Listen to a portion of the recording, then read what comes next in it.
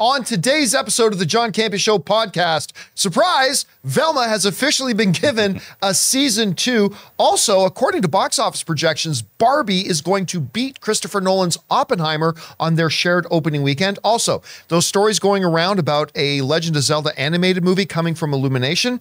Well, the head of Illumination is sort of denying it at any rate. Also, the new Batman film, Brave and the Bold, coming under James Gunn's new DC universe, has their director, and it's the director of The Flash. We're going to talk about that and a whole bunch more. The John Campea Show podcast starts right now.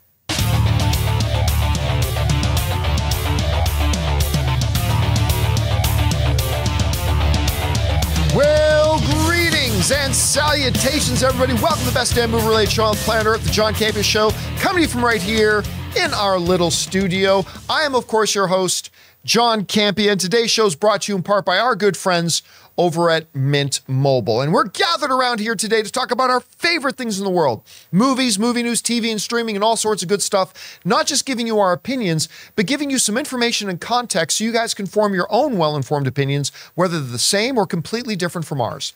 Joining me in studio today, as always, we got Ray Ora. Yes. Jonathan Voico's here. Good morning. Sitting over here is Chris Carr. Hey, y'all. And most importantly, you guys are here. Thanks so much for being here and making this show part of your day. We're awfully glad that you did. Now, we do have a bunch of things to get to, but I'm going to let you know that in the last part of our show, we're going to be taking questions from our YouTube channel members. If you guys are listening to our podcast, we also have a YouTube channel that we put up daily videos on, and we have some beloved YouTube channel members. And we ask them every day to send in some topics and questions, and we'll address those in the second part of the show. And actually, before we get rolling, I'm going to make a little bit of an announcement, something I'm kind of excited about. Us over here at Carson Drive Media, which is the name of our company and our show and YouTube channel and podcast, the John Campea Show podcast, we can now announce that the deal is signed. We have just signed on with a new podcasting agency, new podcasting ad agency, that's going to be help coordinating and managing and acquiring all the sponsors that we have here on the show. And that company is Adcast. We're joined over there by new rock stars, a number of big, huge podcasts, and they're also owned by Libsyn, one of the biggest podcasting services in the world. Now, we also had offers from other great companies like Podcast One, had an offer on the table for us, but we are just thrilled that we found a really good fit for us over at Adcast, and we are super thrilled to be part of the family over there. Yeah. All right. With that down, guys, let's start getting into some stuff here, and we're going to start with this. You know, Velma came out. That's the sort of Scooby-Doo prequel. Ish. A very adult-oriented Scooby-Doo prequel. What I basically call it is the show that really, really wanted to be Harley Quinn. Like, when you watch any of Velma, it really wanted to be Harley Quinn, only it doesn't do it as well as Harley Quinn. Now, I heard a lot of talk about Velma when it first came out. A lot of it was just from, you know, your standard trolls that hate anything that has women or people of color represented in it. But also a lot of stuff that was just straight up creative criticism, saying the show was not funny, it didn't flow well, you don't get to like the characters. Like, Harley Quinn found a way to get us to love these characters as they're doing it, and some criticism that that show wasn't able to do it. A lot of straight up, legit, creative criticism about the show as well. And I sat down to watch 2 episodes of it. And my conclusion was, okay, this is just a show that's desperately trying to be Harley Quinn, only it doesn't do it as well. But I was also surprised that I didn't straight up hate it. I didn't like it. I wouldn't recommend it. But I didn't hate it. Like, I thought it was like, okay, this is just another TV show that doesn't quite work for me. Had a few funny bits that made me giggle and laugh a little bit, especially the way they kind of try to deconstruct the modern show-telling tropes and stuff like that. I admired what they were going for. I thought they swung for the fences. They struck out, but I thought they swung for the fences. So not a show for me, but not a total, you know, landfill fodder either, in my opinion. Well, whatever I thought about it, and whatever the trolls wanted to say about with their organized review bombing campaigns, and whatever all those other people who just had some straight up legit creative criticisms of the show may have to say, it was a ratings hit for the network. It got a lot of people watching it. And the thing is, it wasn't just, let's go check out how bad this show is. It consistently had high ratings for a show of its nature, at any rate. And so while it comes as a little bit of a surprise, I guess it shouldn't be a massive surprise that they have officially renewed it for season 2. And I'll tell you what, I bet they're praying over there for the same amount of controversy they had with season 1. I think they are praying to get more people writing about how terrible this is, because the formula seemed to work for them, I guess. I personally will not be tuning in. I got enough of a sample size. I know it's not for me, but hey, if you're one of the people out there that you watch it and it did strike you the right way, I wish it did for me, but it didn't. But if it did strike you the right way and you enjoyed it and you're looking for season 2, this is a big day for you, Chris. You know, we have chuckled a bit about Velma behind the scenes here a bit. Watched some episodes here in the studio. Yep, you did not fall in love. I didn't. Are you surprised by this news? Does it make sense? I don't know. What are you thinking about this? HBO viewing Velma as a win is like AMC viewing the meme stock as a win. Like, that's how I feel about this. You know, it struck me as such a show that did not want to be an animated series. Really? It just, the way they talked about the audience, the way that they talked about their own medium, seemed like they didn't even want to be there. It was very, very strange to me. And while some of the jokes every now and then would get a little chuckle out of me, there was nothing that made me go, gosh, this is a great show that I really need to keep watching. Wow, it's really deconstructing things. And I was really excited about it. I was very hopeful for it. I love this cast. I was really excited about it. But, you know, 2 episodes in, I think we started a 3rd one. And it was just, no, it's not for me anymore. But hey, maybe if I hear some good things, I'll jump into season 2 and see if that got better. And maybe these creators and this team learned some things along the way so that they can strengthen the show. Maybe it's season 1 growing pains. I don't know. But it didn't initially grab me. I got to tell you, this story almost has tempted me to sit down and binge watch the first season. Like, I got about 1.5, 2 episodes that I watched, but finding out that so many people just continue to watch, I'm thinking, I don't know, maybe I'll order a pizza, a Papa John's thin crust pepperoni sausage pizza, have a couple of bottles of Diet Pepsi there, kick back with the dogs on the couch with me and just plow through the season. Right there. Everything was perfect, so I'm not really sure why you're going to watch Velma. Yeah. You had it perfect. Yeah. It's like such a good night. And then Velma. Everything, that all sounded good. And you just stopped after dogs with me on the couch. Should have just left it there. I don't know. I'm kind of half tempted. I got to get through Superman and Lois, though, first. Anyway, I'm just curious if any of you guys have watched Velma. Did any of you guys like Velma? I've heard from some people write into me that say they really enjoyed it, and that suggested to me if I gave it more of a shot, I would kind of get what they were going for. I don't know. Maybe I will. I just know my first reaction wasn't that great. But hey, if it's got that many people watching it, you make a season 2. All right. With that down, let's move on to another little bit of sort of surprising sounding stuff. So on July 21st, the weekend of July 21st, there is 2 big movies going head to head. Barbie with Ryan Gosling and Margot Robbie, and the newest Christopher Nolan film, Oppenheimer. Now, if you had asked me 6 months ago, which one of those movies would win the opening weekend, I would easily say Oppenheimer, the new Christopher Nolan film. And if you had asked me which would be the better movie, I also would have easily said that it would be Oppenheimer. And I honestly, listen, I love Ryan Gosling, good Canadian kid. Greta Gerwig is an Oscar-level filmmaker and storyteller, multiple time nominated. I love Margot Robbie, but I mean, there's nothing about Barbie that appeals to me. Well, then we went to CinemaCon, and they showed us this big preview for Barbie, and all of a sudden I'm like, oh my God, I'm excited to watch this movie now. And hearing Ryan Gosling and Margot Robbie and Greta Gerwig kind of breaking down about how this is going to be a lot deeper of a movie than I thought this was going to be. And hearing about how there are people weeping and crying watching the movie and all this kind of stuff. And you're watching the preview stuff, and there's a lot of existential kind of themes in the film as well. So not only did it look funny, it looked like it could have a real degree of depth to it as well. And then all of a sudden I'm thinking, well, maybe it could be as good as Oppenheimer. Now, Oppenheimer to me already looks like a Best Picture contender. And a surprising report came out today in Deadline and The Hollywood Reporter that said this.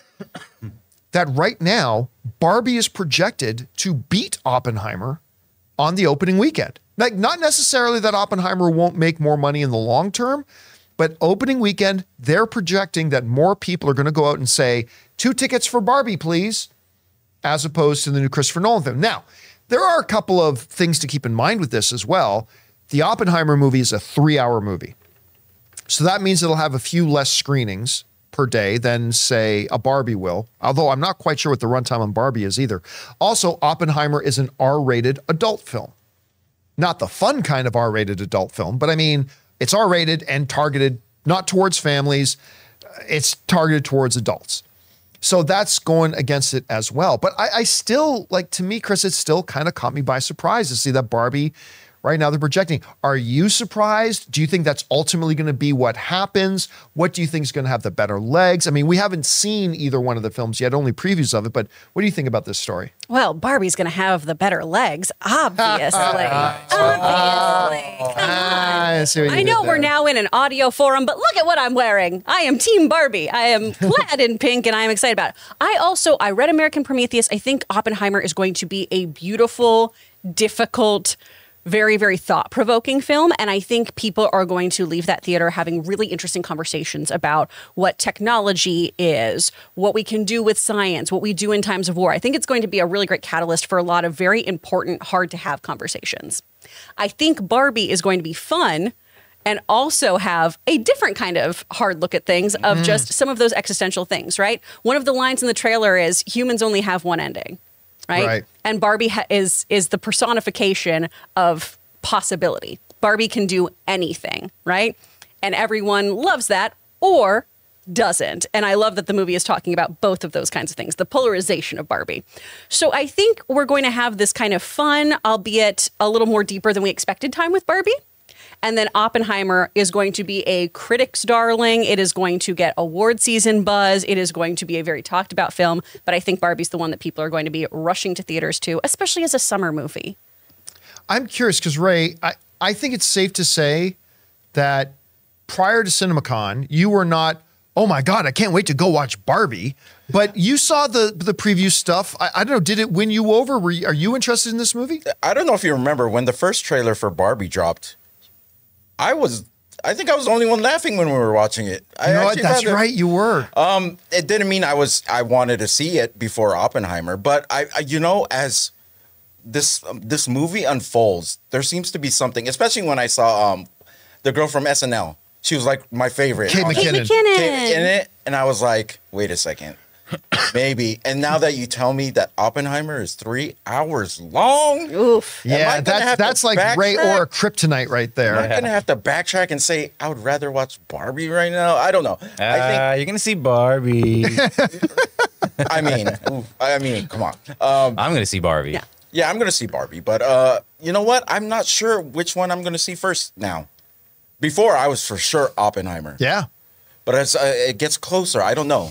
We'll see which one's available at the right time that I like. Interesting, you know what I mean? double feature. That's what I want to do. That's a long day at the movies. But start with Oppenheimer and then palette cleanser with Barbie. That would be the correct. See, I don't know. See, that would be my first reaction would be a start with Oppenheimer, but I'm thinking you might just be time-wise and emotionally exhausted after Oppenheimer and may not want to roll into another movie after that. I don't know. That's true. For 3 hours, that's tough. Yeah. Or Barbie might take something out of you never thought it would. That's true. Because it looks like there's a deep meaning behind this film, and it comes all at the end. Like, can we quote that on the poster?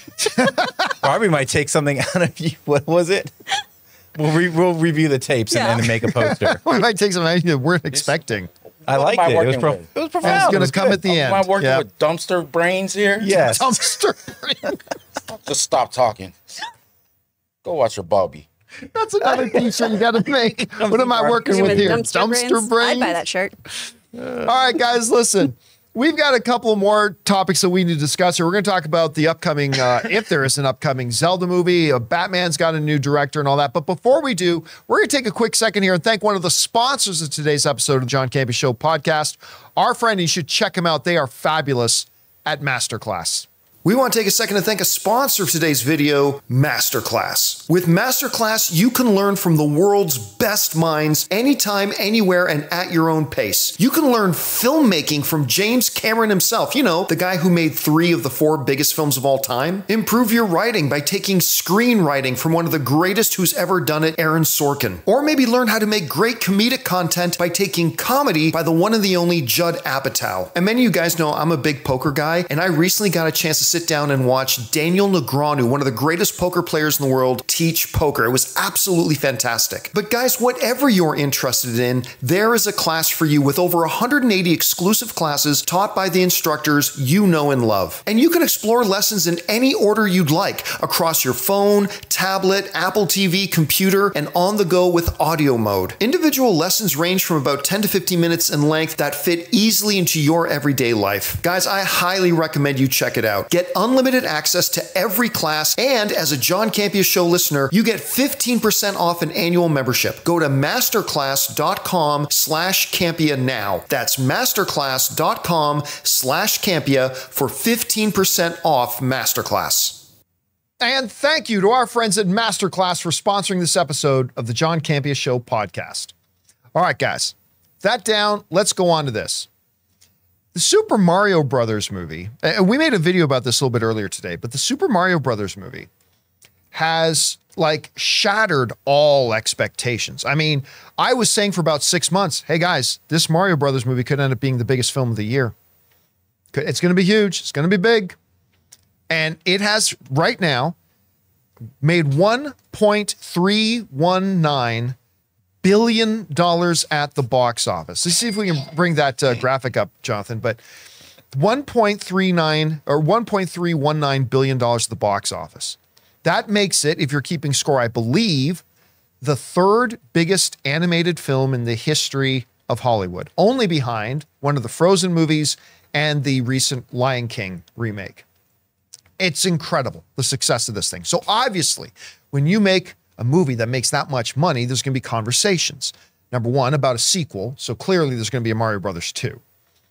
But the other question, and like I said, we discussed this earlier, but was what else do you do if you're Nintendo? Now, the reality is there's nothing that Nintendo has that comes remotely close to the sheer popularity, the multi-generational appeal, the nostalgia factor, all that kind of stuff that Mario has. But if there were a definitive second place IP in Nintendo's vaulted kind of pantheon here of all the IP that they have, you could make a good argument that that's Zelda. And so a lot of talk with the fact that Zelda, you know, Breath of the Wild, everybody considers maybe the best Nintendo Switch game out there, maybe the best Nintendo game ever, one of the greatest video games ever. And with the release of Tears of the Kingdom that just came out, a lot of people started to guess, myself included, that maybe next up for Nintendo and Illumination or a live action thing would be a Legend of Zelda. As a matter of fact, news stories like this one started going around. Legend of Zelda movie reportedly greenlit after Super Mario Brothers movie success. All that kind of stuff. Now, a lot of people saying it should be Zelda. They want an animated Zelda. Some people saying it should be animated, but not with Illumination Studios. There are people like me who've been saying, yeah, do a Zelda movie, but this movie needs to be live action, not animated. Like Mario, perfect for animation. Got to do Mario animated. But Zelda should be live action, all that kind of stuff. But reports start coming out that Illumination was going to be doing an animated Zelda movie.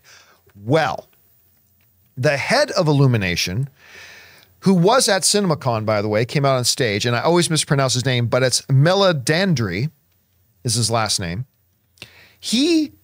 All the outlets are saying that the head of Illumination has denied that they're making a Zelda movie.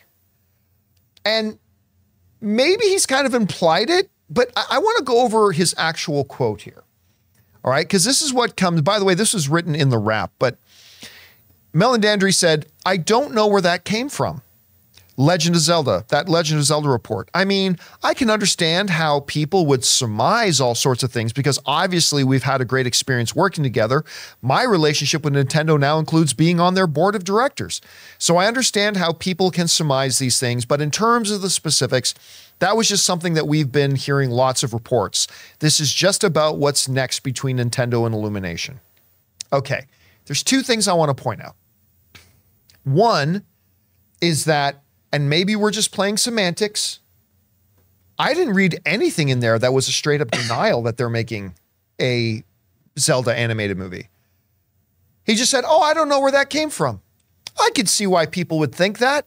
Right now, we're just focused on what's next between Illumination and Nintendo. Okay.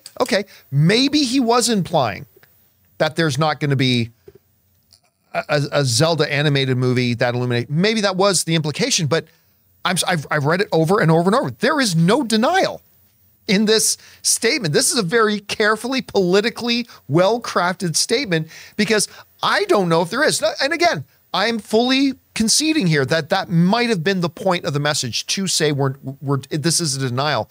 I'm just not seeing the denial. The second thing that I found very interesting about this was that there have been a lot of people online saying, hey, we think they should do an animated movie as Zelda, but we don't think they should do it with Illumination.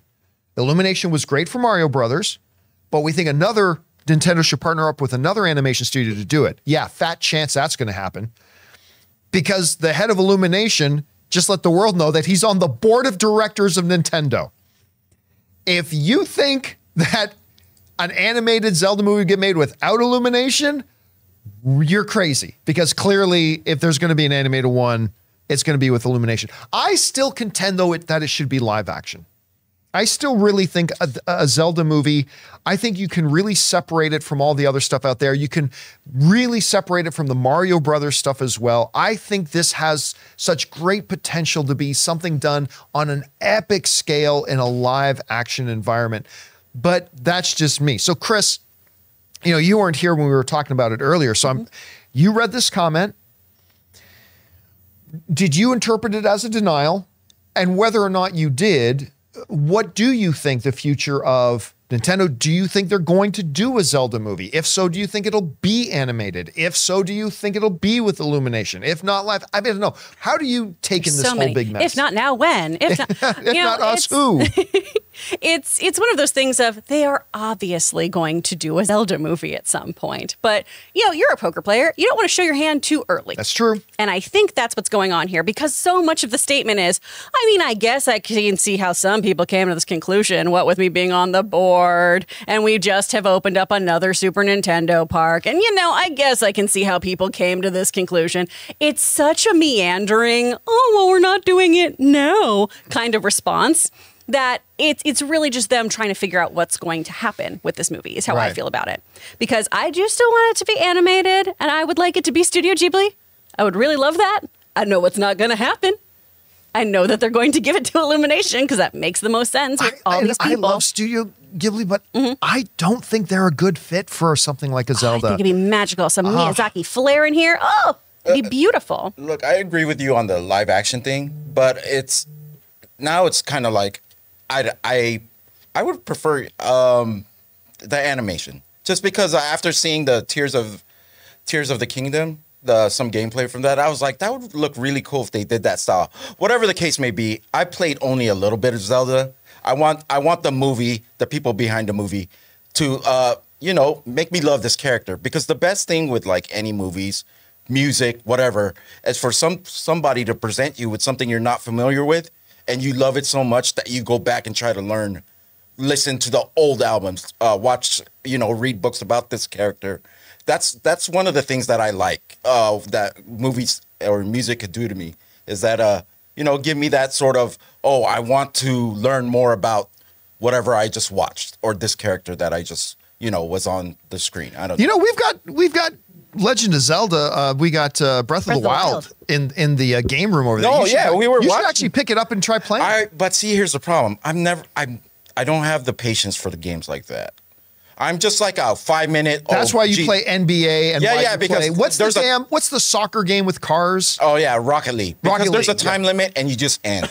That's why that Starfield. So open world stuff. That's also my philosophy with relationships. Okay. But not Starfield for him. Yeah, so no Starfield. I'll watch Jonathan play Starfield, but I won't play that game. I love open world stuff. Breath of the Wild is just cooking mama with horses. That's how I play it. Where I'm like, I'm going to cook some peppers and ride a horse. And that's all I'm going to do today. I'm not going to do any of the main quest. And me and you disagree on whether he should talk or not, too. Oh, he's 100% should talk. Even though I was 100% with you on the live action before, like we were completely opposite on whether he should talk or not. It's crazy. I can't wait to see what they actually put up. Just give him a radio like Bumblebee. Oh No. And only plays like pots and pans. yeah. Like The voice whatever. of Casey Kasem comes out of Zelda. Well, excuse me, princess. All right. Let's move on to our next little thing here. And this was the big story. This is the one that yesterday my inbox just started blowing up as people were texting me and emailing me, stuff like this. Okay, so we've got the Flash movie is out there right now. And I love it. I think it's fantastic. Chris went to go see it yesterday. Oh, wow. Did not share our optimism or so sad. our optimistic appraisal of the situation as It we looks did. unfinished. It looks unfinished, and that's But it's a great movie. I don't care if it looks a little bit unfinished. And also, I But you don't think it's a great movie. I like Yeah. Act 2 a lot. I think it's great in Act 2, and I think some of the humor works really, really well. But man, it didn't fire on all cylinders for me. Ezra Miller, great job working with Ezra Miller. Good job. That chemistry's great. I see, and I thought the movie was fantastic. But the movie is now out and in theaters. And Ray, can you look up what is the audience score on that right now? Because I know boy, it had, this is gonna last be- I checked, it had like a 68 critic score. The audience score was high, but there was only like 200 audience It's things. 68. So what's the audience score at? It's at 87%. And how Okay. many? Over 1,000 plus. Okay, so now it's a little bit over 1,000. So, I mean, there you have it. Now, I thought he did a great job. And when you look at the movies that Andy Muschietti has done, we're looking at things like Mama that he did with Jessica Chastain. I really like that film. I know not everybody loved it or remember, but I thought that movie was a lot of fun. Was that a horror too? Yeah. Or like a thrill? Okay. Yep. And then he did It, and he did surprise the world, shocked the world when they did It, and it was fantastic. Now, then they did It Chapter 2. I didn't love It Chapter 2. I thought it was okay, but I did not love that one. That, I think, is the weakest one on this list. And then, of course, right now he's got Flash, the 2023 version of Flash out there, which I love. And anyway, you know, James Gunn has been out there just heaping praise on this Flash movie. Like, not talking about before Shazam 2 came out, not talking about the new Aquaman movie coming out, not talking about Blue Beetle, but just talking all the time about this favorite child of his, this Flash movie. So it should not be a big surprise that James Gunn and Peter Safran have picked Andy Muschietti to be the director of the upcoming new Batman film, The Bold and the Brave, in the new DC universe that is kicking off in 2025 with Superman Legacy. And look, we did a video about this on the channel earlier, and one of the things I said was, I already hear a lot of people when they made the announcement about Brave and the Bold about, oh, why are they doing another Batman? And even a friend of mine, I was on the phone this morning with a friend of mine saying, I just don't understand why they're doing another Batman while they've got the Matt Reeves Batman movies going. And my response to that was, it's simply not possible to truly establish a new DC universe without Batman being there right at the foundation of it. You can't.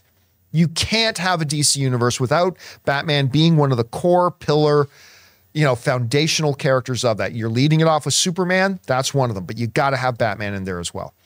And I know a lot of people got excited when they mentioned that Damian Wayne was going to be the Robin in it. They're going to, explore that aspect of it. But with the announcement that Andy Muschietti is going to be it, again, it shouldn't surprise us at all with the way James Gunn clearly loved the Flash movie. So the announcement's there. And, this is one of the other things that I think this news tells us. There ain't going to be another Flash movie. No. I think the very fact that, and you know what? The funny thing was when I said this when Andy Muschietti was going around talking about how, if I do a Flash sequel, I'm definitely going to have Ezra Still as my Flash. And we said, I think he maybe knows there's not going to be a Flash sequel. That's why he's free to say that. And now we find out, guess what? He's going to be booked up at least until 2025, 2026 with a new Batman movie. So there's that as well. Anyway, Chris, you heard the news. I'm very curious to know what you think about this news because you didn't like Flash. And that also is the only Andy Muschietti film I've seen because I don't like horror movies. Right. Oh, so you never saw the It film? No. The Tim Curry one messed me up. Yeah. Maybe the DCU isn't for you. Maybe. The next decade, just forget. I'm interested though in this because I've heard wonderful things about the It franchise. Those two films are among my best friend and my husband's favorite films. They love them so much. Anytime they're together, that's what they watch. I'm like, I'm gonna go leave and you guys watch this movie. So I know that other people really enjoy his work. I was not crazy about what I saw in The Flash, especially afterwards of the VFX being a choice of being really stylized like that. That's what he's been saying. Right. Okay, that can be a choice. It's one that I don't agree with because it looks like Xbox 360 cutscenes from 2000s. And it's not my jam. Seeing one person play the same person, I saw better in The Social Network. I saw better in The Parent Trap. Like as far as the VFX there went too. So those kinds of things do bum me out a little bit here. I am very interested in The Brave and the Bold though, because historically that's always been a team up thing. Even before it was Batman, it was always how you would have these crossover events in comics. Then it really became Batman's thing, and then it became the all-new Batman the Brave Bold series. And of course, there's a cartoon of this as well, where it's always Batman teaming up with somebody else. So it does lead me to believe that this isn't a Batman film in the truest sense. It's not going to be a Batman standalone, unless the team-up aspect is just him working out with the Bat kids like Damian and other folks. But typically it hasn't been that. So I think it's a smart move to do something that kind of does usher in some other DCU superheroes and see how they all play in the sandbox together. And, you know, the studio obviously really, really likes Andy. They really enjoy working with him. They seem to have a great relationship with him. So if this is who they want to move forward with, I trust him. Just so far, I need to know more about his work to make a better call. And that's on me.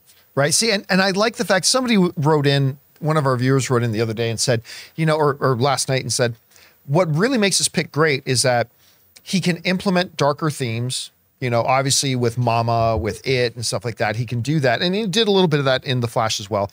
But also, I mean, being with It, he's got good experience as a director working with younger kids and bringing something really great out of them. And that's one of the things that It did really, really well. That kid cast in It was just fantastic. They did a fabulous, fabulous job with that.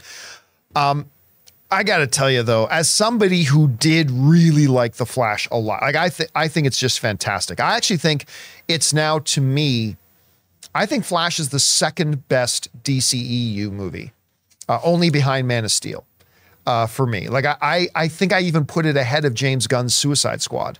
And I love James Gunn's Suicide Squad. But I mean, all film is subjective. The critic scores were not as high as I was anticipating them being. I really did think you were going to like it. It was nice to see other people in my theater enjoying it. It was great. One guy dressed up as the Flash. He had amazing gold shoes. It was so cool.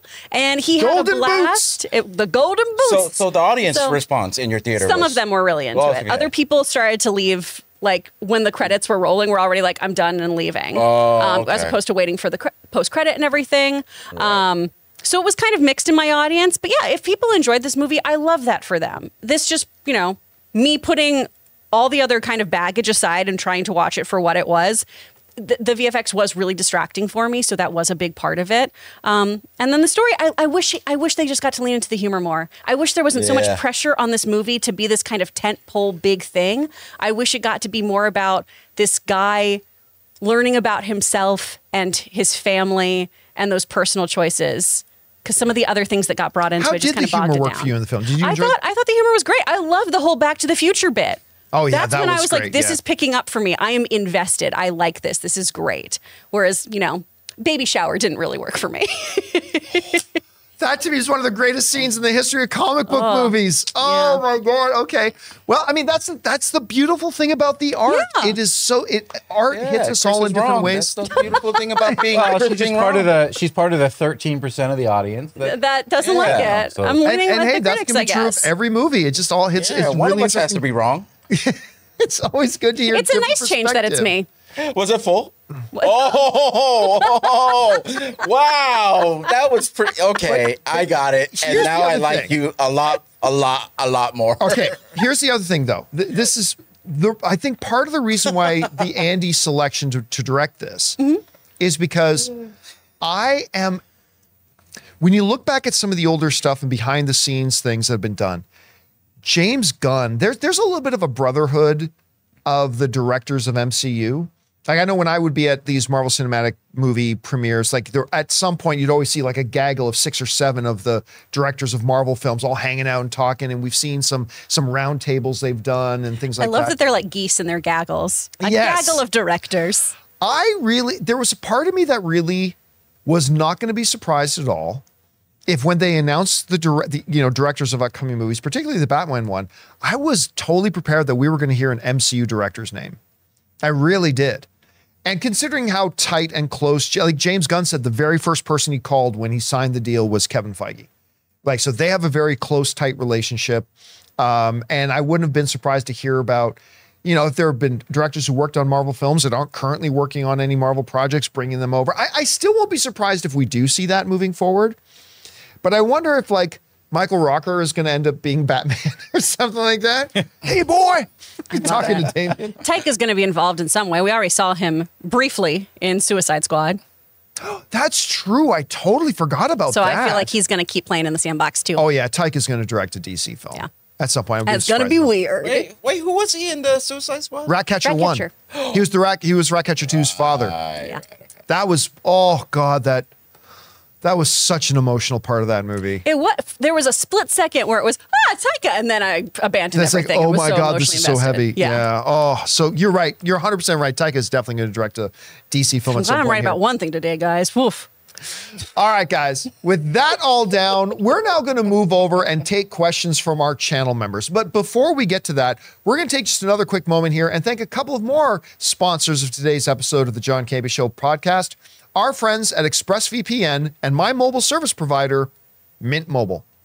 Guys, we want to take a second to thank a sponsor of this video, ExpressVPN. Guys, it is 2023, and online privacy and security has never been more important. You see, every device, phones, computers, tablets, has a unique IP address, which is like an internet phone number and reveals personal information about you. It's super simple for somebody online who knows what they're doing to find your IP address if you've ever clicked on a sketchy link or opened an email from somebody you don't know. Your IP address could become exposed. Now that's where ExpressVPN has your back. ExpressVPN is an app that hides your real IP address and replaces it with a dummy one, keeping you safe and private. And you don't have to be some kind of techie to use a VPN. Guys, it is so easy to use. Just download the ExpressVPN app on your phone or computer, tap one button to turn it on, and you're protected. And if you like your streaming entertainment, here's the coolest part. They let you choose what country you want your IP address to look like it's coming from. This is incredibly useful because services like Netflix and Disney Plus give you different shows depending on what country you're in. So secure your family's online activity and unlock tons of new shows by visiting expressvpn.com/Campea. Use my link and you can get 3 extra months free. That's expressvpn.com/Campea. Go to expressvpn.com/Campea to learn more. We want to thank a sponsor of this video, Mint Mobile. From the gas pump to the grocery store, your utility bills and favorite streaming services, inflation is everywhere. Seriously, make it stop. Thankfully, there's one company out there that's giving you a much needed break. It's Mint Mobile. As the first company to sell premium wireless service online only, Mint Mobile lets you order from home and save a ton with phone plans starting at just $15 a month. You guys know that ever since I switched to Mint Mobile, I've been saving almost 70% a month over my old phone plan. For people looking for extra savings this year, Mint Mobile offers premium wireless for just $15 a month. By going online only and eliminating the traditional cost of retail, Mint Mobile passes the significant savings on to you. All of their plans come with unlimited talk and text plus high-speed data delivered on the nation's largest 5G network. Use your own phone with any Mint Mobile plan and keep your same phone number along with all your existing contacts. Switch to Mint Mobile and get premium wireless service starting at just $15 a month. To get your new wireless plan for just $15 a month and get the plan shipped to your door for free, go to mintmobile.com/Campea. That's mintmobile.com/Campea. Cut your wireless bill to $15 a month at mintmobile.com/Campea. And thank you to our friends at ExpressVPN and Mint Mobile for sponsoring this episode of the John Campea Show podcast. Remember, guys, when you check out and support our sponsors, you're actually supporting us. So if you go down to the description, you'll see links and promo codes to all of today's sponsors. And thank you again to MasterClass, ExpressVPN, and Mint Mobile for sponsoring the show. All right, guys. With that down, let's go on over and start taking questions from our channel members. Chris, what do we got up in here? We're kicking things off with Dr. Stinky. Hey, John and crew. I saw The Flash last night, and I'm kind of mixed. On one hand, every moment was just fun. But on the other hand, it was an ADHD mess. I had fun and loved Ezra's performance. I give it 6 or 7 out of 10. Really good for DC, LOL. Bring up a lot of nasty filthy. Well, yeah, that one falls more in line with yeah, Chris. I'm more of a 6-7 on this. Yeah, and whereas I'm like, I don't give numerical scores, but if I did, it would be in the 8 to 9 range. For me, like I thought the humor worked. I really thought the humor worked. I really liked the story. I love the way they implemented Michael Keaton's Batman in there. Michael Keaton's explanation of the ramifications of time travel, I thought was one of the best I've seen in any movie. That was really, really well done. Yeah, the spaghetti analogy. Like I thought this is one of the most creative time travel explanations ever. I like the spaghetti bowl. Oh, I thought that was really, really good. Spaghetti bowl over Chrono Bowl. All right, what's next? From Alan S. Happy Friday, Campea crew. John and Chris, did they show the short of Carl's date before Elemental? If so, what did you both think of the short? I'm really looking forward to seeing it. Oh, they Loved did. it. It's so cute. Loved it. Oh. This is, I totally forgot about the Pixar tradition of short films because the last one they did was Bao, which is one of the most beautiful short animated films I've ever seen. Bao was just perfection. Yeah. It was beautiful. So they're doing the Carl one. Now, I never watched, I understand there's a Doug animated series. I never watched it. So I haven't revisited Carl or Doug or any of the rest of the Up crowd since the original Up movie.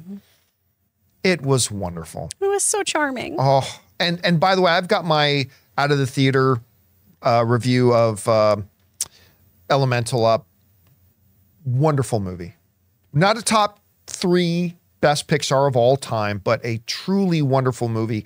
And I'll say this, the best romantic comedy animated film of all time. It's really lovely. This is a great date movie. Yeah, it is a wonderful date movie. It's a really, really good date movie. My It's wife so cute. Anne was like in tears, crying several times in the movie, Yeah. but it's funny and charming. It is a wonderful immigration story. It really made me feel and think a lot about my grandfather passed away recently, the one who came over on the boat and brought his family with him.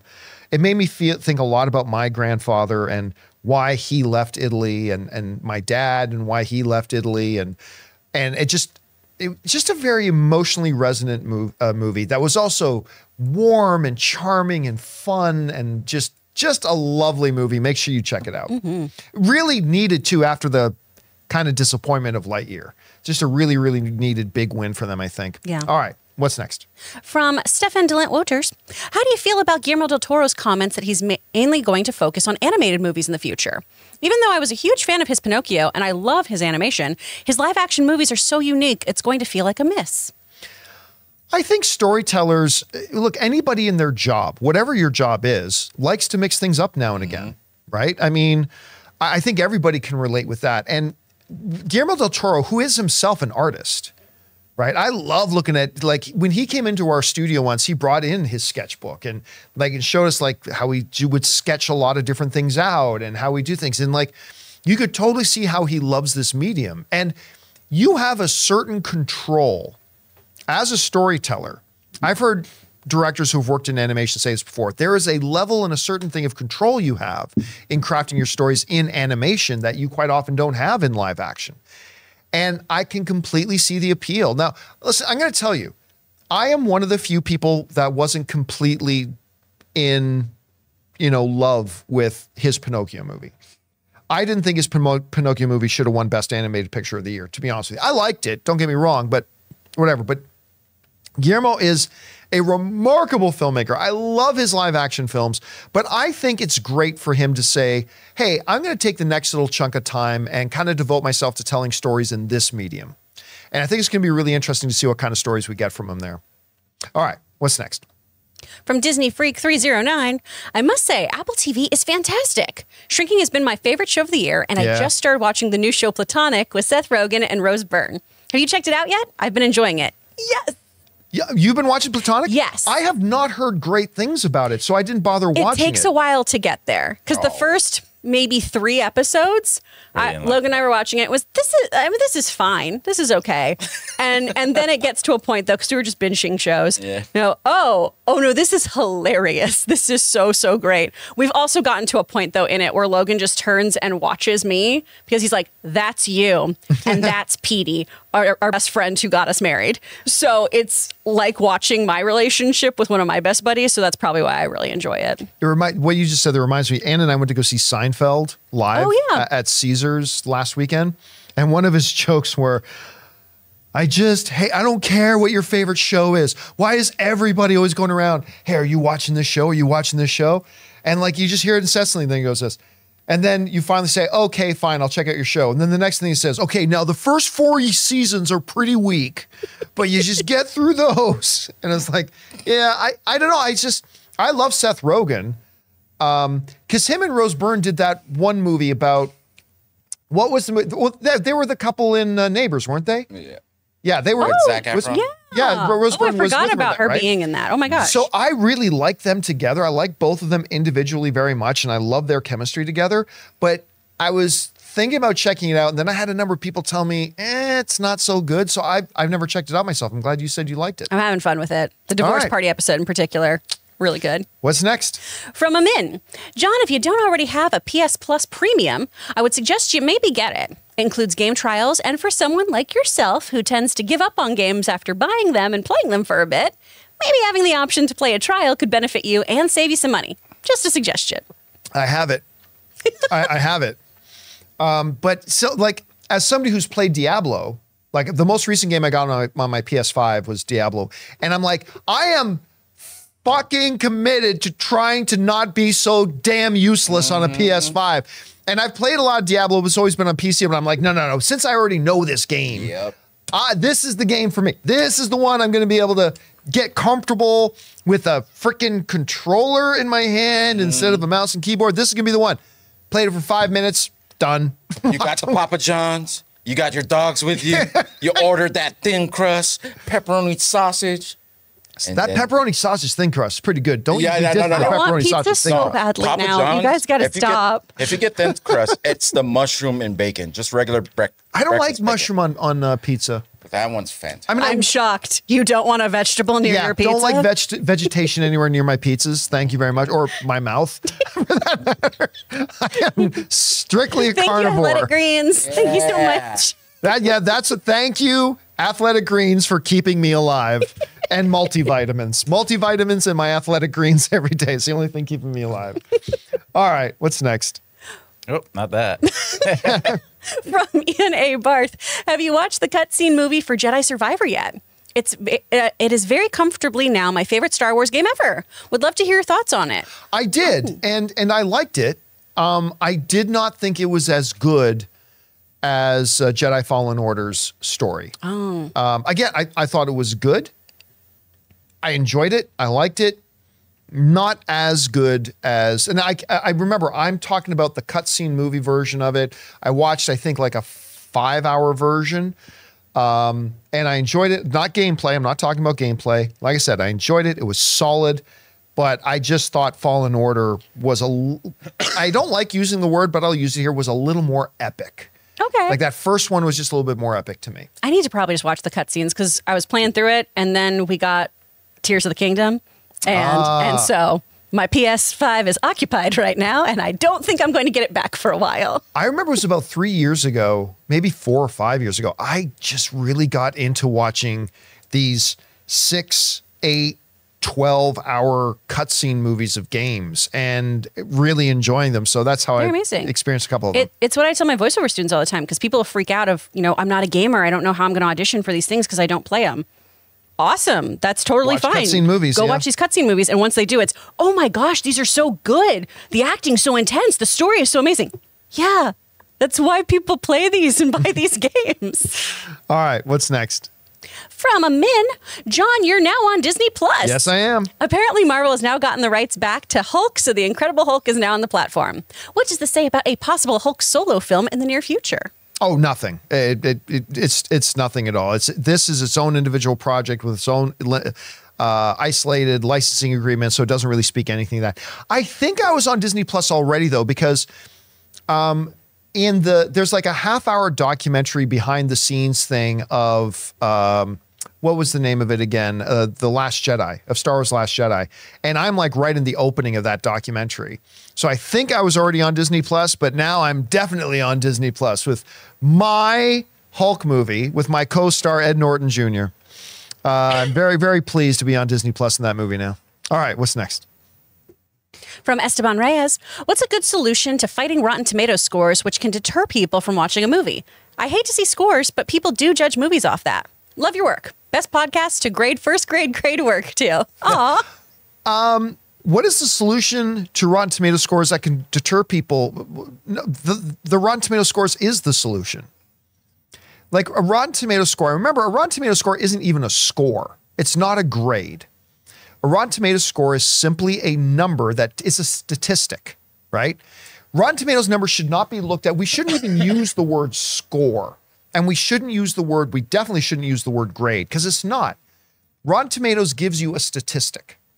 And the statistic is what percentage of critics like the movie. That's it. It's not giving it a grade. It's not giving a movie an evaluation. It is simply telling you a statistic. Here, out of all the hundreds of film critics, this percentage of them like it, this percentage of them don't. And I think stuff like that is anything that gives consumers a tool to be more well-informed, to make well-informed decisions about what they want to invest their time and money in. It is just another tool in what should be multiple tools that people use to help inform their decisions. Seeing a movie that only 3% of critics like does not automatically mean you won't, but it should suggest to you that, there's probably a decent chance that I won't if like 97% of the critics who saw it didn't even like it. I mean, I might, but I might not.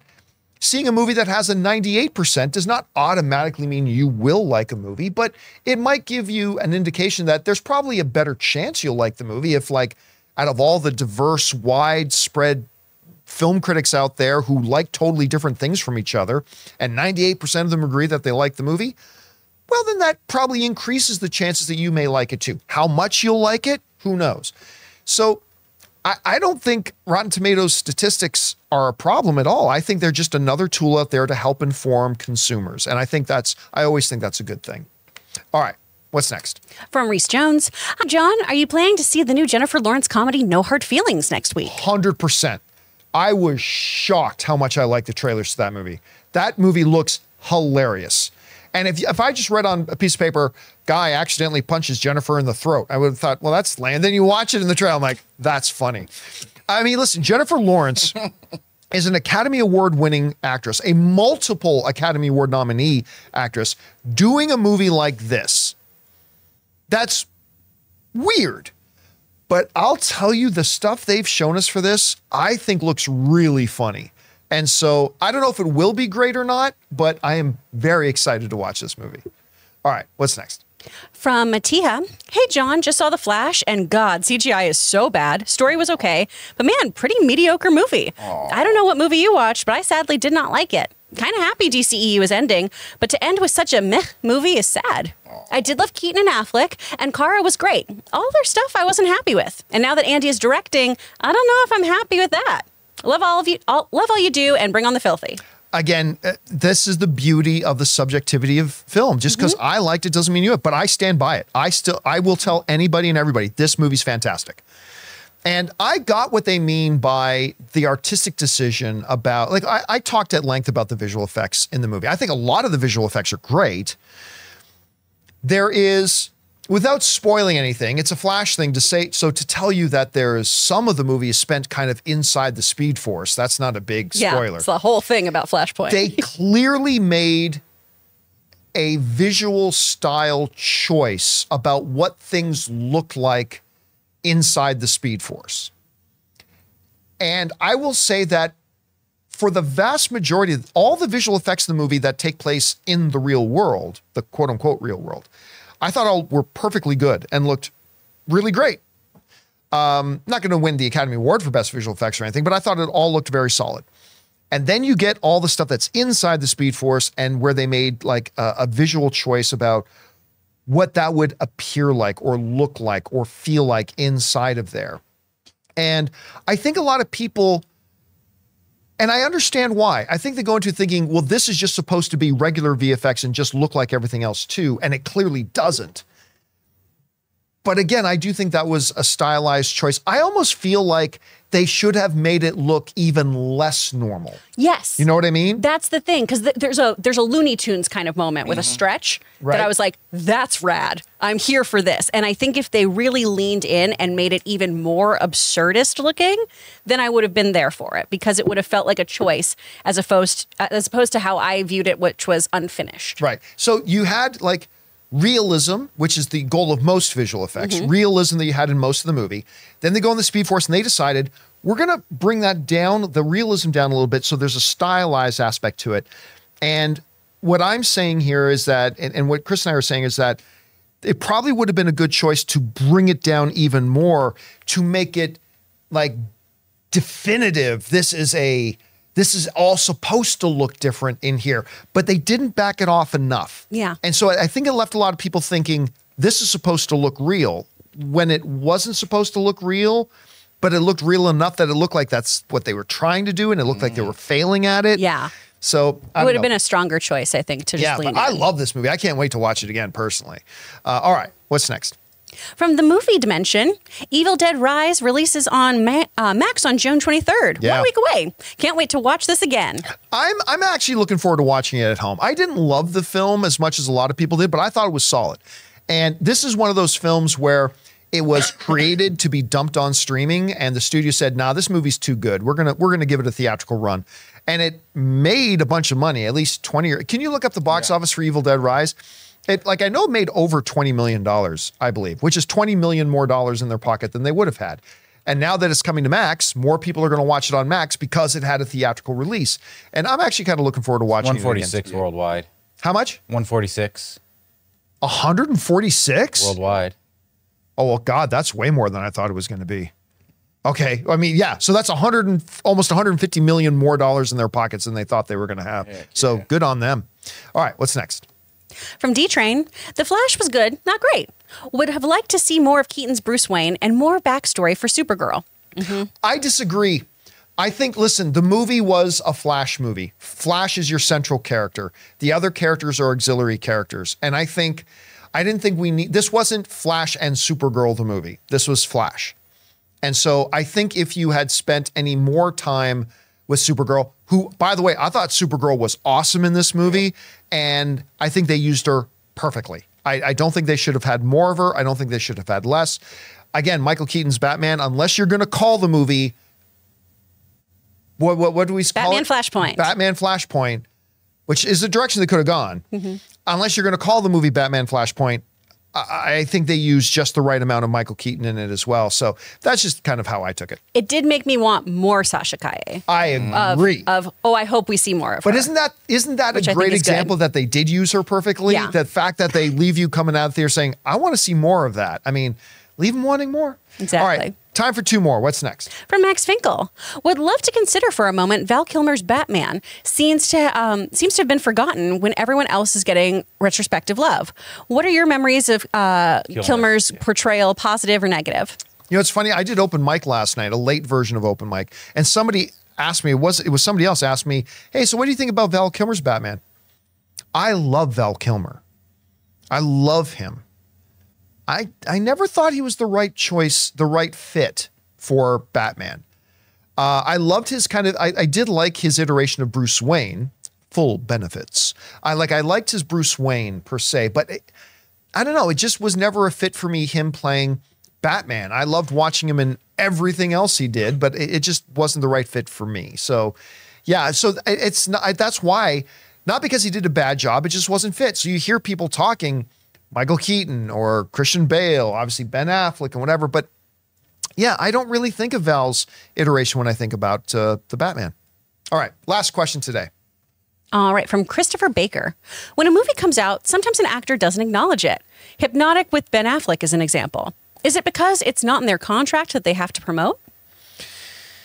It's probably more to do with what does the studio arrange. I mean, if the studio, look, almost every actor when you sign up for a movie, you've got to do the press tour. But then it's up to the distributor to set up a press tour. And the distributor may think, you know what? We need to let this movie just quietly come and go. We've seen that happen several times where a studio's just like, you know what? The movie's the movie. We're just going to let it quietly go in and quietly go away. Every now and then you quietly hear it at CinemaCon. Yeah, like, you don't have to stay for this. Yeah, like for instance, so there wasn't any big, huge hypnotic press day in Hollywood where everybody but Ben Affleck showed up, right? Yeah. It was a matter of they were just kind of quiet on it and kind of let it come and go. Speaking of come and going, guys, that'll do it for today's episode of the John Campea Show podcast. Why are you giggling? There was nothing remotely dirty about that. It's mostly Ray going, oh no. Yeah, I don't understand. That'll do it for today's episode of the John Campea Show podcast. Thank you so much for being here and making this show part of your day. Big special thank you to our channel members for sending in questions. Number one, because you gave us fun things to talk about. But number two, by being channel members on our YouTube channel, you actually support us, and we thank you guys so much for that support. Don't forget, we have our live stream open mic show that we do every day here on the channel coming at 3:30 p.m. Los Angeles time. Make sure you guys come back and join us for that. So, for Ray Ora, Jonathan Voico, and Chris Carr. Bye. My name's John Campea, and until next time, my friends, bye-bye.